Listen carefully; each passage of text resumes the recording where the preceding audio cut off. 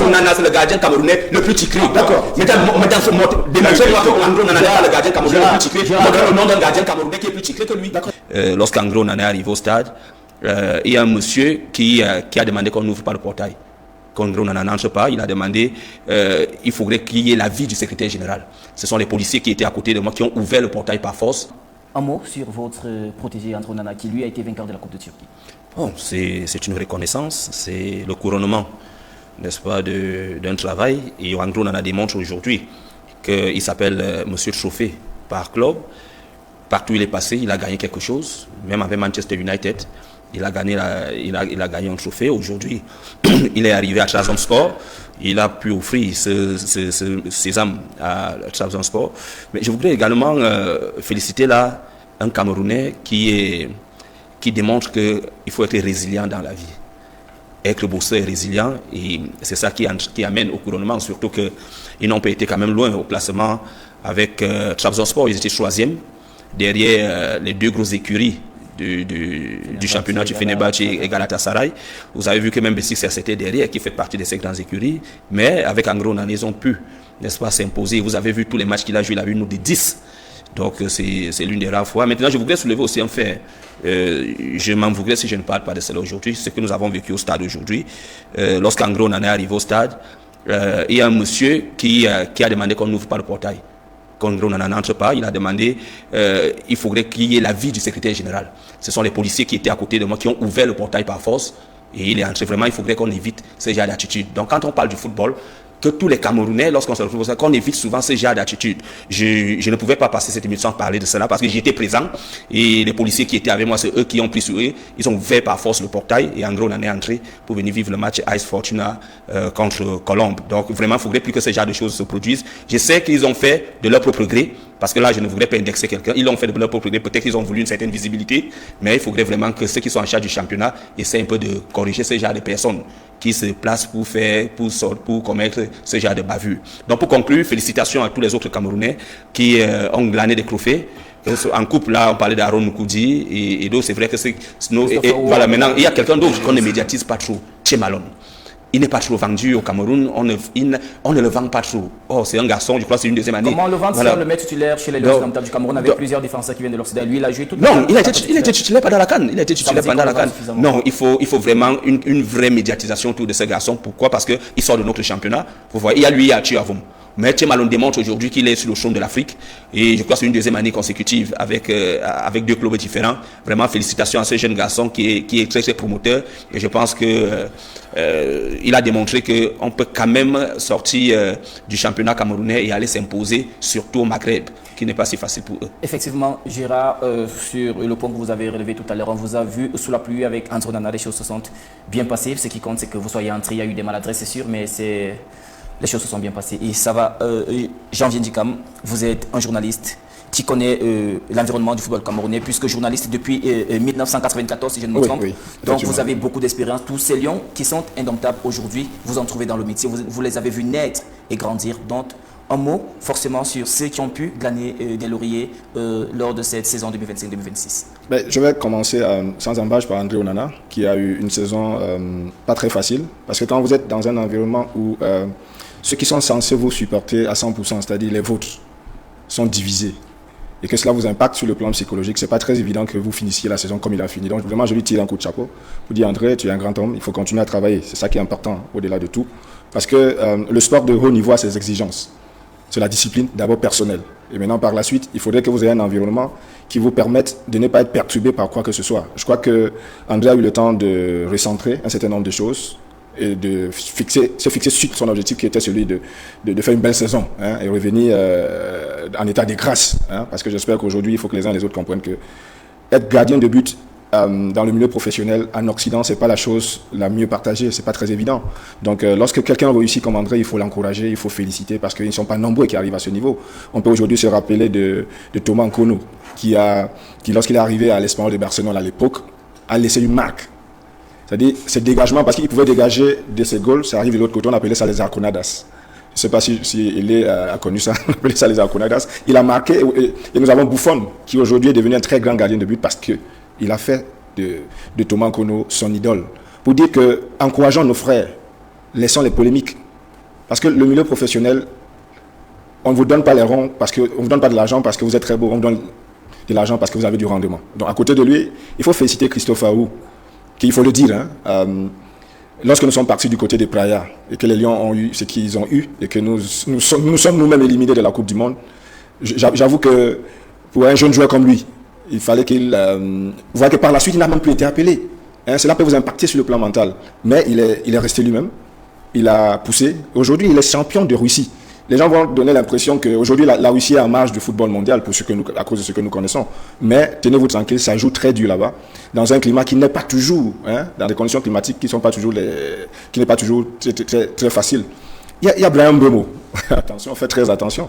Brian, aujourd'hui, je crois qu'il finit la saison peut-être avec 11 buts, il est peut-être 8e, un truc de ça, ou 8 buts, 11e, bref. Toujours est-il que c'est un joueur qui est arrivé un élément important de Manchester United. C'est une pièce maîtresse. Je crois qu'il avait marqué lors de la dernière journée, lorsqu'ils ont marqué 3 buts, il a marqué un but. Donc, pour dire que les Camerounais aujourd'hui, vous parlez de chez Malone, ça c'est un jeune qu'il faut, vraiment, il faut qu'on mette l'accent et que nous comprenions que tout ce que nous avons à faire, nous supporters, quand je dis nous, je suis certes journaliste, mais nous sommes des supporters. Et il y a des messages que nous passons comme ça aux téléspectateurs qui comprennent que notre rôle à nous, c'est d'aider ces jeunes qui, du côté de l'Occident, se battent bec et ongle pour être au sommet de leur art. Parce que ce n'est pas toujours facile. Il suffit d'un petit souci pour que vous soyez mis au banc et c'est terminé, votre carrière peut s'achever. Donc, je vais comme ça dire qu'il faudrait seulement que ceux qui sont des sélectionneurs, ça m'amène directement à évoquer un problème qui me tient très à cœur. Il faut qu'au sein de notre équipe nationale de foot, dans toutes les différentes catégories, que ce soit les U17 dont nous allons faire état tout à l'heure, que ce soit l'équipe A, que ce soit les U20 et autres, qu'on mette des préparateurs mentaux réels qui sont là pour recentrer ces jeunes. Parce que c'est très important. Lorsque vous jouez dans un environnement comme celui de l'Occident, et vous revenez au sein d'une équipe nationale de votre catégorie, dans votre pays, il faut une personne ou bien des gens qui vous recadrent sur le plan psychologique pour que vous compreniez un certain nombre de choses et que vous soyez fixé sur l'objectif qui est celui d'une équipe nationale. Mais lorsqu'il n'y a pas tout cela, cela peut entraîner tout ce que nous avons vécu au point où vous pouvez être un joueur de talent, on vous met à côté parce qu'on se dit que ceci ou cela, quand vous vous comportez comme ceci ou comme cela, cela n'impacte pas l'équipe nationale en termes de réussite. Donc, je vais chuter en disant que c'est très important que dans toutes nos catégories, qu'il y ait des préparateurs mentaux. Je le dis parce que je suis en fin de cycle à l'école des métiers de sport de l'INJS. J'en profite pour dire merci déjà au directeur de l'INJS, M. Ebal Meignet, et au directeur de l'école des métiers de sport, professeur Mbou, qui abattent un grand travail pour permettre aujourd'hui que même certains anciens sportifs de haut niveau puissent venir se recadrer. J'en profite pour dire que j'ai comme camarade Bernard Toutan, qui est actuellement au Maroc. Quand il va revenir, qu'il sache qu'il a son examen à passer. il est avec nous. Il y a Anoudji Nicolas qui est passé par là. Ils sont nombreux aussi qui sont passés par là. Il y a des collègues journalistes, Eric Marcian Djomo, il y a des anciens, je peux citer Nia. Ils sont nombreux pour dire que quoi? Pour dire que c'est important que dans notre environnement de sportifs, de journalistes, que nous soyons outillés. Parce que lorsque nous serons tous outillés, il y a un genre de message que nous allons passer pour permettre aux téléspectateurs, aux personnes lambda qui regardent, pour leur permettre d'avoir des grilles d'analyse qui leur permettent de comprendre ce qui se passe exactement et que nous sortions du sentimentalisme. C'est ça qui va permettre qu'à la longue, tous nos joueurs professionnels de très haut niveau que nous avons, parce que nous en avons de très haut niveau. Moi, j'ai mal jusqu'à aujourd'hui quand je vois 48 clubs dans une Coupe du Monde et le Cameroun.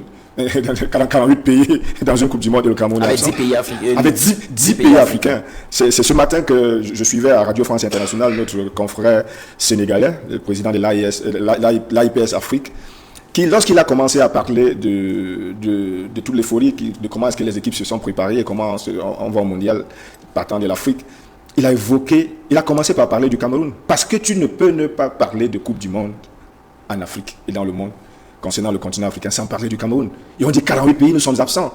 Pourquoi nous sommes absents? C'est parce que nous avons des tares. nous avons des tas, nous sommes dans des environnements que parfois nous ne maîtrisons pas trop, où nous prenons des devants pour dire des choses qui font que par la suite, ça nous impacte négativement. Donc c'est cette remarque que je voulais faire en termes de chute. D'accord. Coach Jules Abaonana, quand vous regardez les Camerounais qui ont remporté des titres avec leurs différents clubs, on parle de Chez Malone qui a remporté la Coupe de la CAF, Christopher Wo qui a remporté la Coupe de Russie, Harold Moukoudi qui est champion de Grèce pour la deuxième fois, Samuel Junior Koto qui n'a peut-être rien remporté mais qui a confirmé du côté de Brest et Brest a racheté son contrat. Andro Nana, est-ce que ce n'est pas un bonheur pour la sélection nationale du Cameroun qui voit déjà toute sa défense confirmée, solide et bâtie pour les échéances à venir? Merci Wilfried. Pourquoi nous suivons ces championnats? Parce que ces championnats sont très bien organisés. Ils offrent des conditions de performance. Et ces conditions de performance, le rayonnement de nos joueurs devient donc un baromètre. Un baromètre pour nous, Camerounais, parce que quand ils vont rayonner dans ces grands championnats, on est à peu près sûr qu'on aura des bons joueurs pour notre équipe nationale. Donc, ça nous rappelle du temps où les Jérémy Dutap au Real, Samuel Eto'o au Barça,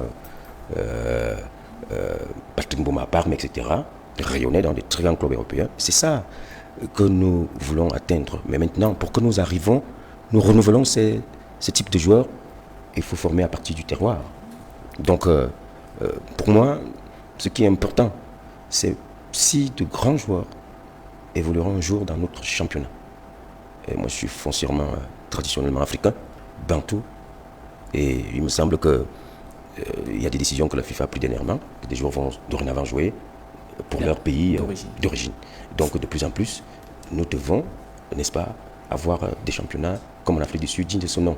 Et c'est pour ça que j'encourage ceux qui dirigent le football camerounais en ce moment de continuer à développer ce championnat pour qu'on ne passe pas tout notre temps à regarder, n'est-ce pas, les prestations de ces joueurs dans les championnats étrangers. Mais nous sommes obligés parce que c'est des championnats bien organisés et c'est là-bas où la performance est développée.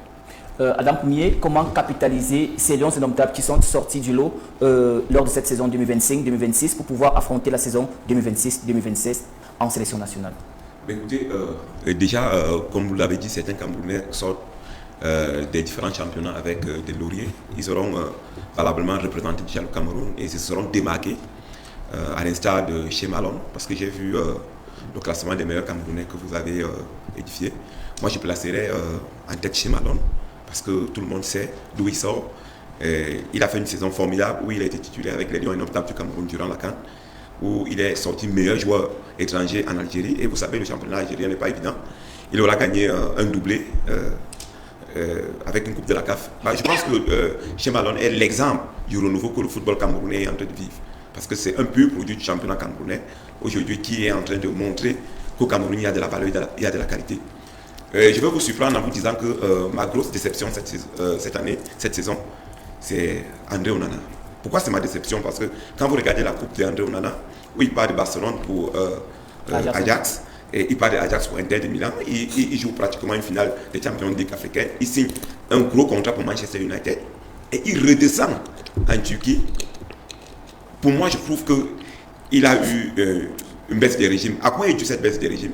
Je pense que c'est son environnement. Parce qu'on connaît plus André Onana avec les faits dans les réseaux sociaux, où on parle plus de sa vie privée que de sa vie professionnelle. Je pense que c'est un très bon gardien. J'ai eu la chance comme ça de recevoir André Onana en 2015, parce que j'étais très proche de la sélection U23 avec le coach Ndjili. Il est arrivé un soir avec son frère Christo. Le Cameroun devait jouer contre la Sierra Leone. C'était un gamin qui était très gentil, très humble.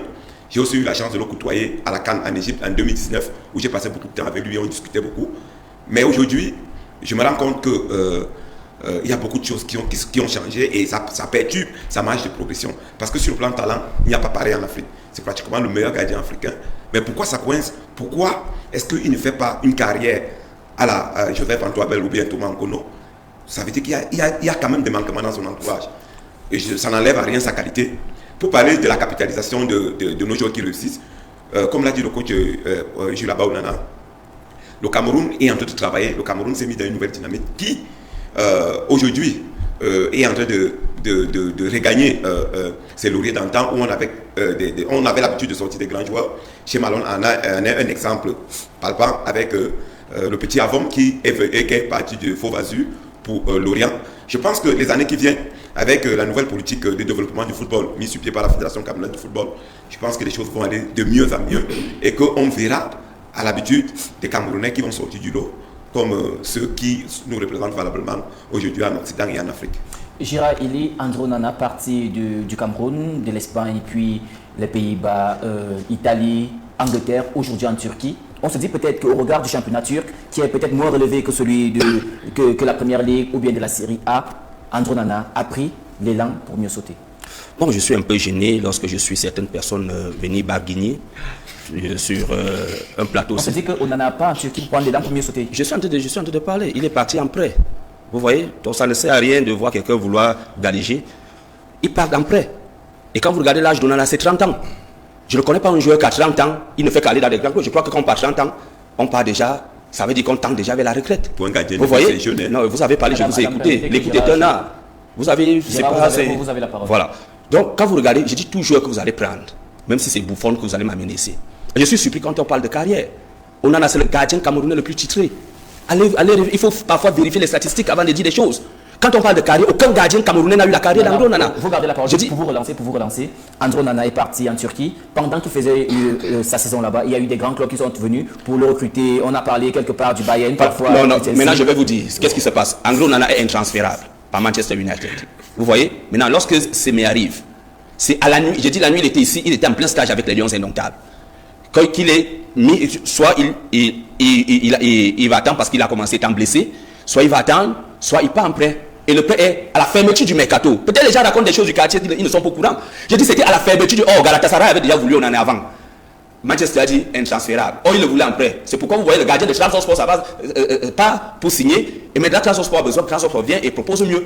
Il s'est dit à 24 heures de la fermeture du mercato. C'est-à-dire s'il n'avait pas Trabzonspor, il devait il devait rester à Manchester United. Et vous connaissez le coach qui était là en ce moment. Pour lui, parce qu'André était blessé pendant la préparation, il avait déjà commencé avec l'autre gardien avant que Séné n'arrive.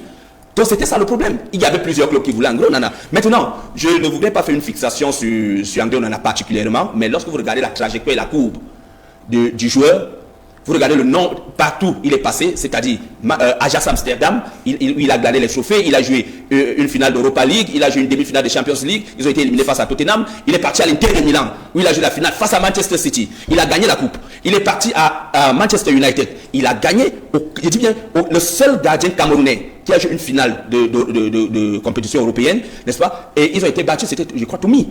Il n'y a aucun. Il y a la force avec l'Espagnol de Barcelone. Non, permettez qu'il a parlé, il a dit des contre-vérités. Si vous ne l'avez pas appelé. Pour dire, vraiment, ça tout à l'heure, j'ai suivi mon cher et mon grand frère que j'aime bien, M. Dikam, qui disait nous devons soutenir les Camerounais. Vous voyez, tout Camerounais qui se retrouve, parce qu'en ce moment, c'est la vitrine du Cameroun. Le drapeau camerounais a flotté lors de la finale Trabzonspor contre Konya Sport. Et vous avez vu comment toute l'Afrique a jubilé. Vous avez vu comment tout le monde a jubilé. Parce que c'était un Camerounais. Ce n'est pas parce que c'était André Onana, c'est parce que c'était un Camerounais. Et aujourd'hui, c'est une fierté d'avoir un gardien de ce rang. Donc, pour dire. Et je crois que quand on parlait de descendre, moi je pense que le coach Adams lui-même qui a parlé de descendre, je crois qu'il a un enfant qui aujourd'hui on ne sait plus où il joue. Noubania. Mais je crois qu'il aurait mieux donné les conseils à ce joueur pour qu'il soit mieux à vue que de venir parler dans notre jeu. Pour vous permettre de rester dans le débat, voici la question que je vous pose pour vous relancer. Aujourd'hui, on vous a vu au stade Omnisport Annexe 1 avec André Onana sous la pluie. Vous lui chuchotez des choses à l'oreille. Ça prouve qu'il y a de la proximité entre vous. Aujourd'hui, sur ce plateau, la saison est finie en Turquie. André est en vacances au Cameroun. Est-ce que sur ce plateau, puisque au stade Omnisport, nous avons essayé de lui faire une interview, vous nous avez dit qu'il ne voulait pas parler.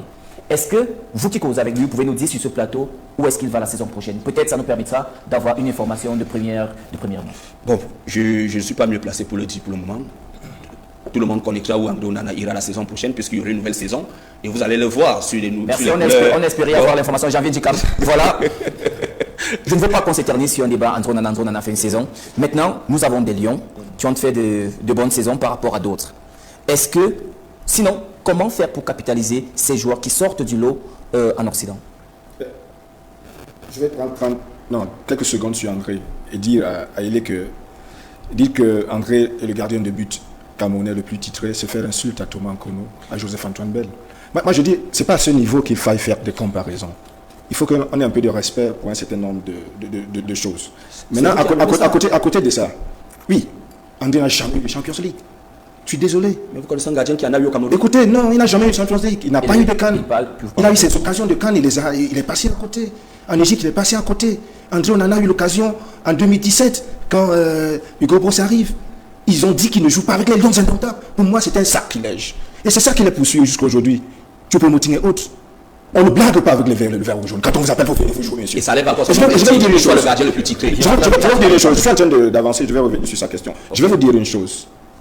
Jérémy Ditab m'a dit un jour, c'est pas une confidence puisque je suis en train d'en parler ici, il a dit, les années où il y avait les cannes, nous avions tous les clubs dans nos clubs, mais nous on décidé d'aller sur la canne, même si après on nous chasse dans le club. C'est de ça qu'il est question quand vous êtes africain. Soyons clairs là-dessus. Nous sommes en construction. Nous avons comment je peux dire, nous avons une identité footballistique à faire connaître dans le monde. À partir de ce moment, quand vous êtes parti avoir des performances, vous avez évolué chez les autres, revenez capitaliser cela pour permettre à votre peuple de rêver, pour permettre à la jeunesse de rêver et se développer. Tout à l'heure, j'ai dit des choses sur André. Pour moi, rien à faire. Contrairement à ce que Adam dit, pour moi, il est parti d'un point psychologique très compliqué. Il a pu se ressaisir et il a fait une très belle saison en Turquie. Il en sort victorieux. Pour moi, c'est ça qui est. Je parle à côté d'un entraîneur qui suivait les acteurs au quotidien. Donc, on dit que laissons tomber les affaires de meilleurs ceci. Non, moi je crois que vous m'auriez présenté un gardien camerounais qui est plus titré que lui. Je vous ai dit que Nana c'est le gardien camerounais le plus titré. D'accord. Mais dans ce mode, démontrez-moi que Nana n'est pas le gardien camerounais le plus titré. Donc le nom d'un gardien camerounais qui est plus titré que lui. D'accord. Vous aurez votre temps de parole permettre à janvier de d'abord, maintenant pour revenir à Wilfried et sa question, c'est clair. Maintenant, comment capitaliser toutes ces compétences? Qu'on arrête les problèmes de X et Y. Faites venir tous ceux qui jouent au foot et qui sont les meilleurs. Arrêtons de faire des listes à tête chercheuse. C'est de ça qu'il est question. Vous voyez les équipes les pays qui vont au mondial là. C'est pas des listes à tête chercheuse. Tu t'appelles Neymar, tu es blessé, on t'amène monsieur. Parce qu'on sait que tu as une plus-value. C'est de ça qu'il est question. Même si on va te récupérer au troisième match, tu viens, tu es Neymar. Parce que Neymar sur le terrain, un André on en a sur le terrain, dans les buts, dans une Coupe d'Afrique des Nations. Ça a sa place. Oui, ça a sa place. L'avant-centre qui vient, s'il n'est pas capé, quand il veut me frapper, réfléchit 2 fois. Donc on arrête, à mon avis, ce genre de choses. Capitalisons, faisons venir toutes nos compétences sur le plan footballistique. Chez Malone, aujourd'hui, pour moi, je dis bravo. À partir de ce moment, travaillons avec ceux qui sont là. Mettons tout ce qu'il y a comme ego à côté. Si on le fait, il n'y a aucun souci. Le Cameroun, aujourd'hui, dans le monde, en matière de football, ne se présente plus. On connaît le Cameroun. Et pourquoi on continue à rester au sommet? Parce que ce n'est pas nous qui sommes dessus de ne pas être à la Coupe du Monde. C'est le monde entier, ça je vous le dis. C'est le monde entier qui est hyper dessus. Que, attendez, une Coupe du Monde sans le Cameroun. Blatter n'aurait jamais imaginé ça. Infantino, c'est la même chose parce qu'il se pose des questions. Mais qu'est-ce qui ne va pas? Qu'est-ce qui n'a pas marché? Les poules étaient claires pour que le Cameroun puisse passer. Un entraîneur arrive, commence un travail de fond. On avance. Il fait des résultats. Après maintenant, boum, ça périclite parce qu'on veut tout faire pour que, on vous dit cet entraîneur doit travailler avec X. Monsieur X travaille avec, laissez-le travailler avec le X qui nous donne notre résultat. Et maintenant par la suite, on le chasse comme on veut. Oui, mais nous avons notre résultat. Peut-être vous ne le savez pas. Rien que le fait d'être qualifié, on n'est plus à 8 milliards. On est là dans le 10 milliards et poussière. Le fait, simple fait, j'ai les chiffres là, en dollars, je ne les ai pas traduits. Il y a une semaine, la FIFA nous a envoyé la note. Pour dire que la Fédération camerounaise de foot a énormément perdu. Je dis énormément perdu. L'argent que la Fédé aujourd'hui a prêté, a emprunté pour finir le siège, qui est un très beau siège, un siège historique, aurait été remboursé dès qu'après le retour de la Coupe du Monde. Vous voyez, simplement parce que quoi? On n'a pas, vous savez, on n'a pas voulu être froid, laisser le foot se jouer. Parce qu'il y a des réalités qui donnent des résultats. Un coach arrive, il tient un discours, les joueurs épousent le discours, vous donnent votre résultat que vous voulez. Vous estimez que ce n'est pas bon? Je dis non. On bat le Cap vers 4-1 à Yaoundé pour aller perdre 1-0 dans un hypothétique match où on aurait pu faire nettement mieux. Donc, c'est ça que je voulais dire. Pour capitaliser, faisons venir nos talents sans embâche. On me parle aujourd'hui de Mokoudi. Qui est ceci, qui est ceci. Refaites venir Mokoudi. Mettez-le en compétition. Même où? Non, ils vont tous revenir. Mettez-le en compétition. Laissons que tel est désordonné. Si tu es désordonné, je parle d'un préparateur psychologique. Pour chuter. Oui, je vais chuter là. Qui est préparateur psychologique dans les Lions indomptables? Adam, vous qui êtes très proche de l'instrument des choses. Donc voilà, c'est pas moi qui présente l'émission. Pour dire que quoi? Il y a le problème à ce niveau. Vous dites qu'un Congolais ne doit pas être Ben, janvier, ouais. Je vais finir par là. Un Congolais ne doit pas être sur notre banque. Vous connaissez qui est l'analyste vidéo de Diaz Indomptable? C'est un Burkinabé, monsieur. Ah, pour vous dire, attends, vous chassez un étranger, vous prenez un autre.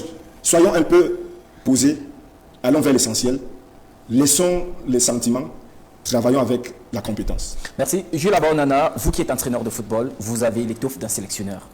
Comment on fait pour bâtir une équipe? Est-ce qu'on prend tous les Camerounais qui brillent à l'international, qui remportent des titres, on les ramène en sélection, on les amène pour compétir, ou alors on a une idée précise de l'équipe et puis on peut laisser certains qui sont vainqueurs et partir avec d'autres consents pour construire une équipe? Comment est-ce qu'on fait pour construire une équipe compétitive? Est-ce que c'est sur la base de ce que l'entraîneur veut ou sur la base des trophées glanés en club?